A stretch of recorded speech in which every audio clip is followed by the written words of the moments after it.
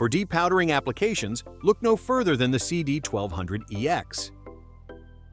It produces 1200 CFM of airflow and can store up to 2.6 gallons of dust. It is available with either stainless steel Type 304 or conductive paint.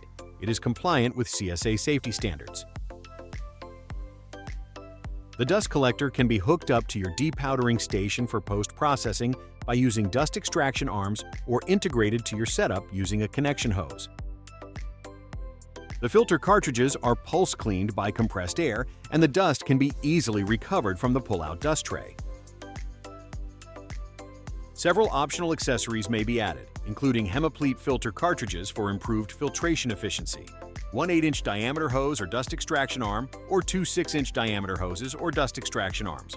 The filter cartridge is pulse cleaned by compressed air and is available in either manual or automatic operation to maintain maximum performance. A differential pressure gauge may be added to warn the operator if suction is cut off. Finally, an additional HEPA filter can be added to improve filtration. For more information, visit Tiger-Vac.com or email us at sales@tigervac.com.